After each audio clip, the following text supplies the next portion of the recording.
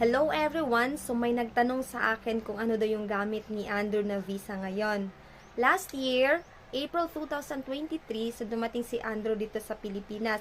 Naka-tourist visa siya for one month.